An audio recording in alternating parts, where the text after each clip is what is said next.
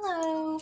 In today's video, we are going to be looking at finishing section 4-5. And in 4-5, you'll see two main types of word problems. One type is something called a work rate problem. A work rate problem is a problem where you look at individuals working together. You know, this individual might take a certain amount of time to do a job. This individual might take a certain amount of time. This individual would take a certain amount of time if they were doing that job alone. But if we combine our efforts, how long is it going to take everybody all together? So that's kind of the scenario. With water current airspeed problems, you'll be looking at problems involving boats and planes and how they travel, either upstream, downstream, with the wind or against the wind. And we'll be calculating speeds, times, things like that. So let's get started. The first one we're going to look at some work rate problems. And the first thing that we need to look at is how they work. So when you're doing work rate problems, like I said, you're going to be looking at, okay, all these people are working together. I might know this individual's time alone. I might know this individual's time alone, but I want to combine it all together and figure out what their combined rate is. So we're going to follow this pattern. What's one individual's rate plus the second individual's rate, and then put them together. That'll be the combined rate. So we'll stick with this formula, and then we'll use that to solve each scenario. Now, our first word problem is going to be an extra example, so you might want to write this one down, or I'm trying to make it larger. So we have Arthur and Cheyenne, and they are painting a wall. And it says Arthur can paint a wall in 6 hours when working together. Cheyenne works twice as fast as Arthur. How long would it take Cheyenne to paint the wall if she were working alone? So anytime you're working on a word problem, since we're in algebra, we're going to have variables. So one thing it would be nice to do is to go ahead and identify what I want my variable to be. And a lot of times, if you look at this last sentence, that is what you're trying to solve for. So that's what I'm going to let my variable stand for. So I'm going to let X represent the time it takes Cheyenne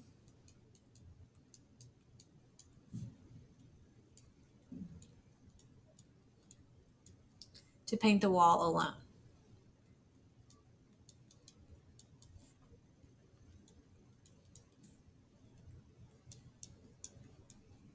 Okay.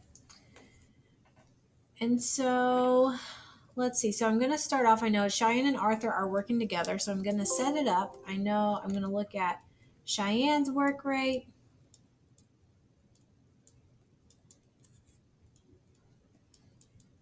plus Arthur's rate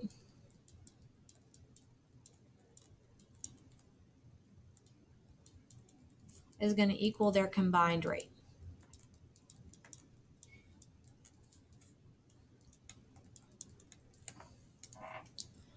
Okay. So then I also see that Arthur and Cheyenne can paint one wall in 6 hours whenever they work together. That would be their combined rate. So I know together they can paint one wall in 6 hours.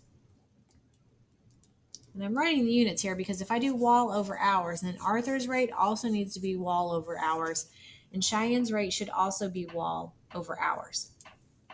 Now, the only other information I'm given is that Cheyenne works twice as fast as Arthur, and that's all I know. So I don't know how long it takes Arthur to paint a room, but I do know this.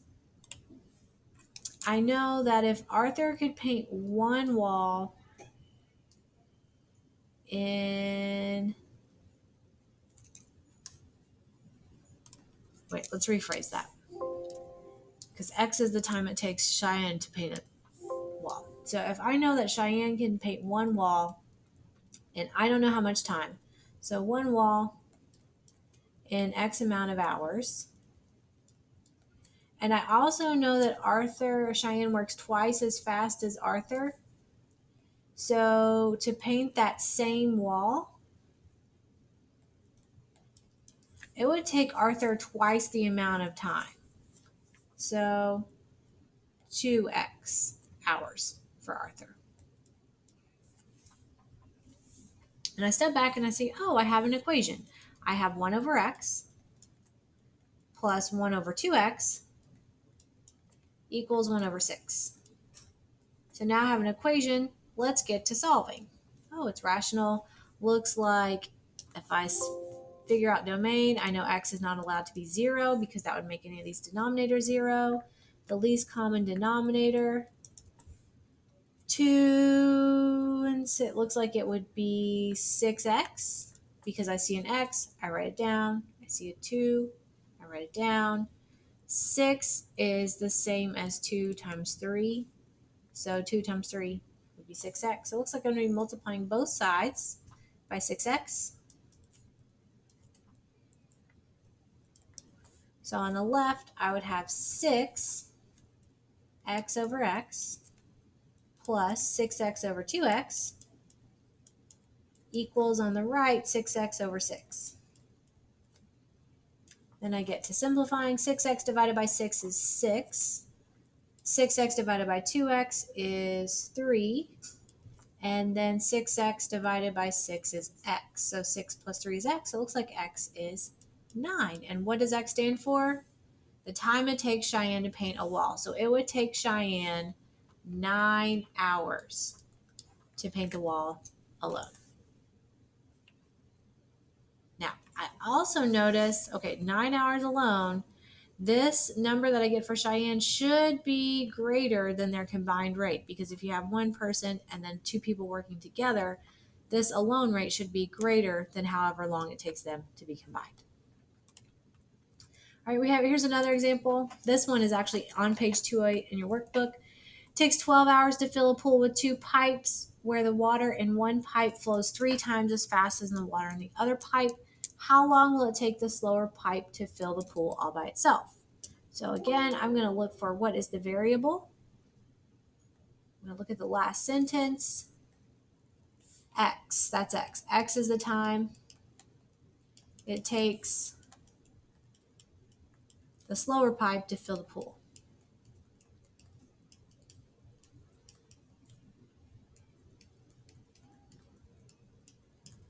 Cool. All right, so I have my slower pipe plus my faster pipe rate to be the combined pipe rate. Then I know it takes 12 hours to fill a pool with 2 pipes. So working together, I can fill 1 pool in 12 hours. Water in one pipe flows 3 times as fast as the water in the other pipe. So if I say that the slower pipe would fill 1 pool in X hours, 1 pool in X hours, and the faster pipe flows 3 times as fast, then I could say in the same amount of time, that faster pipe could fill 3 pools. 3 pools in the same amount of time. So if I step back, my equation is now 1 over x plus 3 over x equals 1 over 12. So solving this, x is not allowed to be 0. And then my least common denominator would be 12x. So if I multiply both sides by 12x,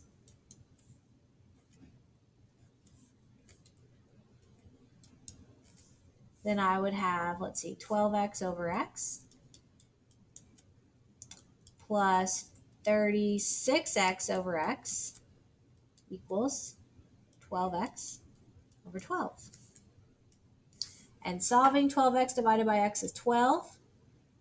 36x divided by x is 36. 12x divided by 12 is x. And 12 plus 36 would be 48. And what's x? The time it takes the slower pipe to fill the pool. And it looks like we are working in hours. So 48 hours. I'm just double checking. That should be greater than their combined rate. Now let's talk about water current and wind speed problems. These problems we'll be dealing with, like, let's imagine you have a kayak, and if you can imagine paddling the kayak, there's this, anytime you paddle in water, there's always unless it's still water, but if you're paddling in a river, there's a current. So either the current of the water is pushing you backwards and you have to really paddle really hard and overcome that current. So that would be paddling upstream or also against the current.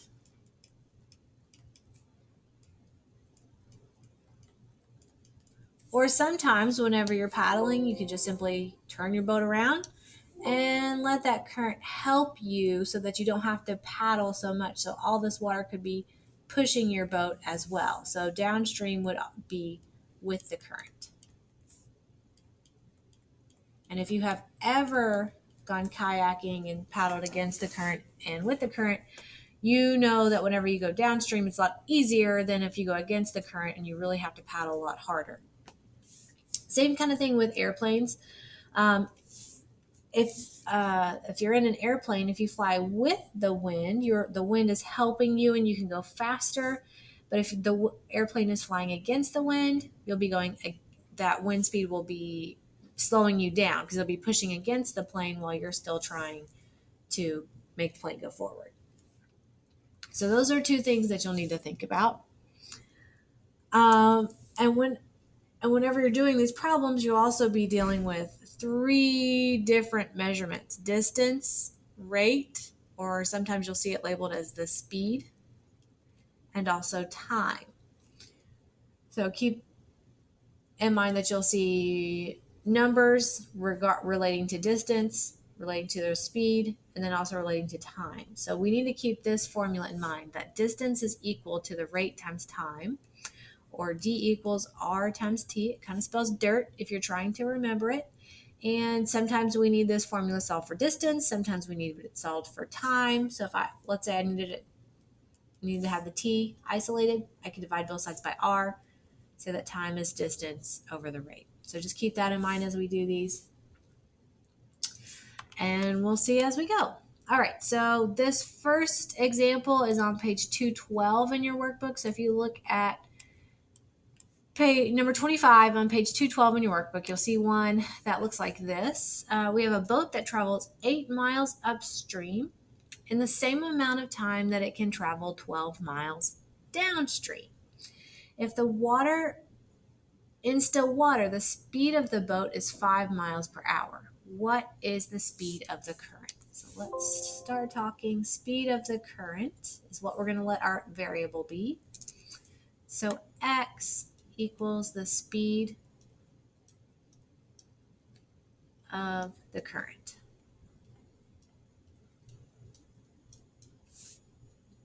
Okay, then I notice, okay, I have this number 8 miles, and then I have another 12 miles. Those are distances.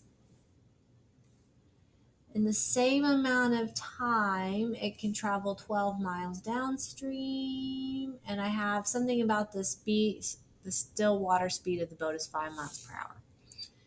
Okay, so here this is about speed, kind of, just in still water. So I need to set up an equation. I'm looking for a way to compare my boat's going upstream and my boat's going downstream. So I know something about my boat going upstream, something about my boat going downstream. So I'm just going to write that down. Upstream and then downstream.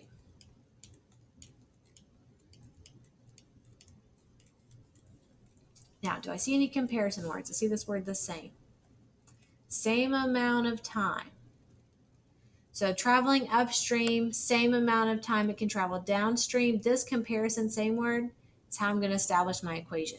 So that tells me the time upstream is equal to the time downstream.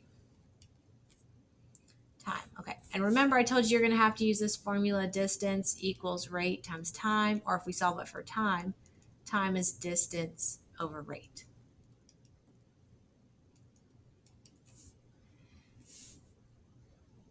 Now, I don't have any other information about the time, so I'm going to use this. So my time upstream is also the same as the distance upstream divided by the rate upstream. We're going to set that equal to the distance upstream over the rate upstream. Okay, what's our distance going upstream? Let's see, 8 miles upstream. Fill that in, 8 miles.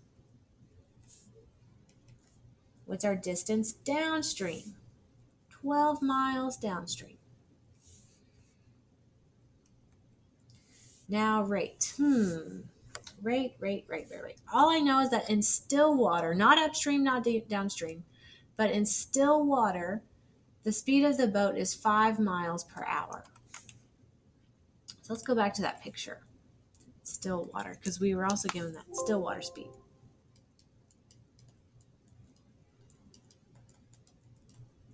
Still water speed is how fast you can paddle your boat if there is no current whatsoever.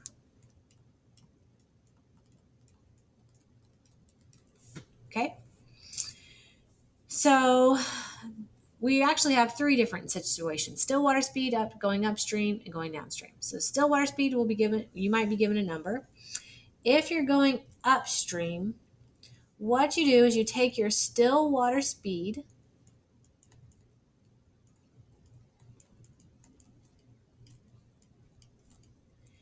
and since you're going against the current, you have to subtract the speed of the current.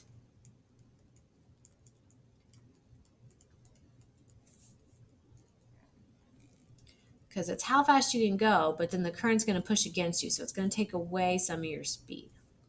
So that's what you have to do for upstream. If you're going downstream, you're going to take your still water speed.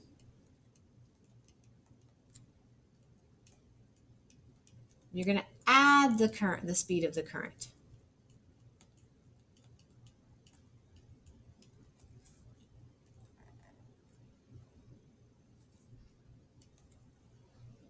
So that's how we'll handle that. So if I'm going upstream, I'm going to take my still water speed, which is 5. I'm going to subtract the rate of the current, which I don't know. That's x. So 5 minus x equals 12 downstream. Still water speed is 5 plus the current. So I take a step back. I'm like, oh, look, I have an equation. I have the equation 8 over 5 minus x equals 12 over 5 plus x. So now that I've set everything up, I can go to solve it. I know that x is not allowed to be 5 or negative 5. And my least common denominator is going to be, I see a 5 minus x, I write it down. 5 plus x, I write it down. So I'm going to multiply both sides by 5 plus x, 5 minus x.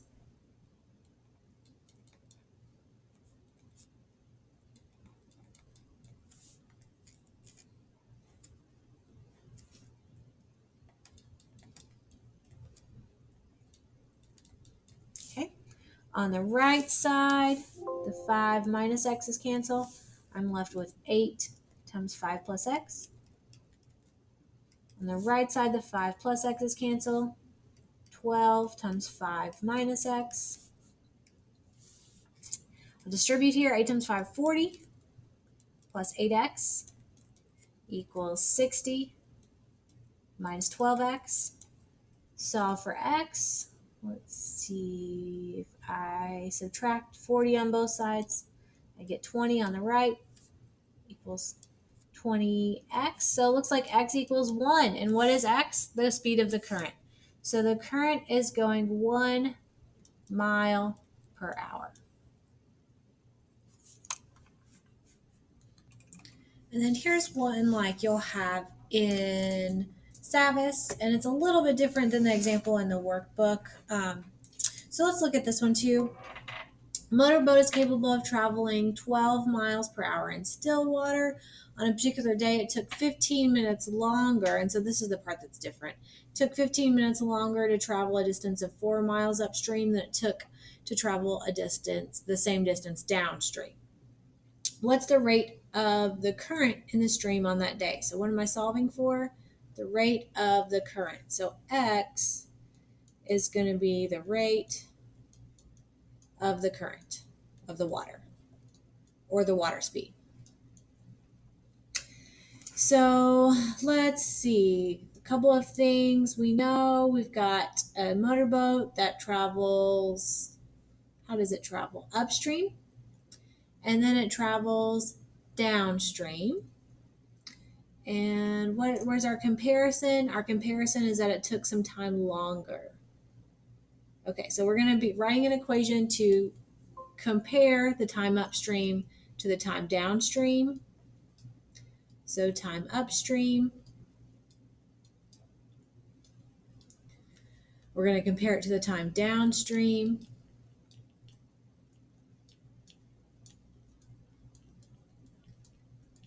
And are these two equal? No. On this particular day, it took 15 minutes longer to travel upstream than it took to travel downstream. So the time it took to travel upstream is equal to the time it took to travel downstream plus 15 minutes.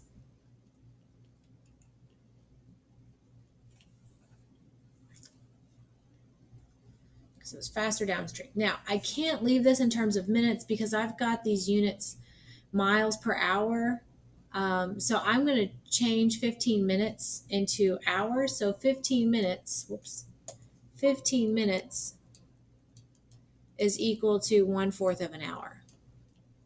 And you can get that by taking 15 minutes divided by 60 minutes to get 1/4 of an hour.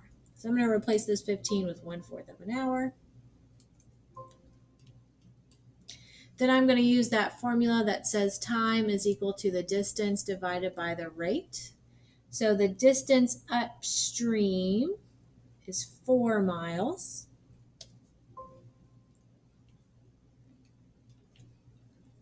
Equals, I'm going to bring that 1/4 down. The distance downstream, because I'm using this distance over rate. Distance, rate, distance, rate. The distance downstream is that same distance downstream, so 4. Now the rate upstream, if I'm traveling upstream, what do we know? We don't know the rate of the current, but we know that it takes, the motorboat can travel 12 miles per hour in still water. So when I go upstream, I'll have the 12 miles per hour minus the speed of the current. And then when I go downstream, the 12 miles per hour plus the speed of the current. So now I take a step back. I'm like, oh, look, here's my equation. 4 over 12 minus x equals 1/4 plus 4 over 12 plus x. So then I say, okay, well, what's x not allowed to be? X is not allowed to be 12, and x is not allowed to be negative 12. The least common denominator, 12 minus x, 12 plus x, and 4. Oh, all of them. So I'm going to multiply both sides of my equation by 4 times 12 plus x, 12 minus x. 4, 12 plus x, 12 minus x. So then on the left side, the 12 minus x's will cancel, and 4 times 4 is 16. So on the left side, I get 16 times 12 plus x